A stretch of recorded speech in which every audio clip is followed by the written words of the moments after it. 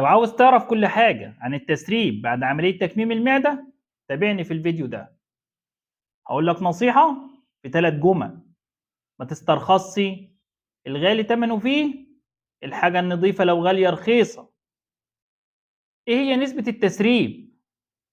نسبته 1 لكل 1000 حالة، يعني نسبة ضئيلة جدا جدا جدا، وده عشان التطور الرهيب في الأدوات اللي بنستخدمها، وعشان بنعمل اختبار تسريب أثناء العملية. ايه هي أسباب التسريب؟ لو استخدمنا أدوات صينية مش أصلية، لو قص المعدة مش مستقيم وبقى فيه زوايا، لأن الزوايا دي بتبقى ضعيفة، لو قصينا قبة المعدة عند اتصالها بالمريء على طول من غير ما نسيب مسافة حوالي 2 سنتي، لو ضيقنا منتصف المعدة لأن ده بيزود الضغط العكسي على الجزء اللي قبله. إمتى بيحصل التسريب؟ التسريب بيحصل في أول يومين أو من اليوم السابع لليوم العاشر بعد العملية. إيه هي أعراض التسريب؟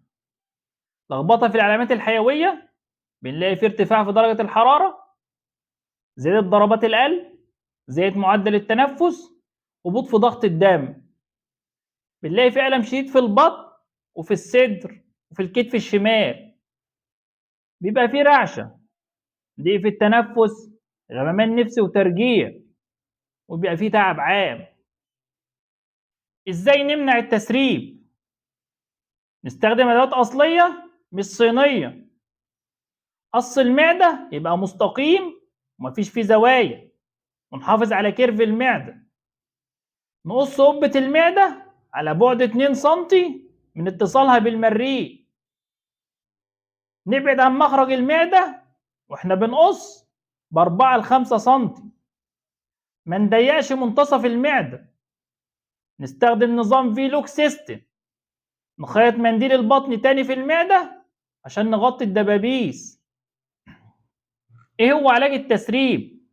ما تقلقش حتى لو حصل تسريب، عشان الحل بسيط بفضل الله. كل اللي عليك تاخد بالك من الأعراض اللي قلنا عليها، عشان أهم حاجة نكتشف التسريب بدري قبل ما يحصل مضاعفات لا قدر الله.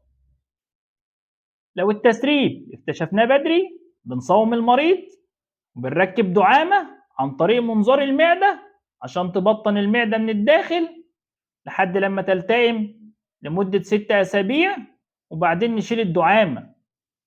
ولو التسريب اكتشفناه متأخر بنصوم المريض وبندي مضادات حيوية عن طريق الوريد وتغذية وريدية، وبنركب رايل للعيان. ولو الحالة ما اتحسنتش بندخل عن طريق منظار البطن الجراحي نشفط أي تسريب ونحط درانق لحد لما المعدة تلتئم، وبعدين نشيل الدرانق. وفي النهاية عايز أقول لكم إن التسريب يعتبر شبه مش موجود بفضل الله. لو عاوز تعرف مين اللي يعمل عملية تكميم المعدة تابعني في الفيديو اللي جاي، استنوني.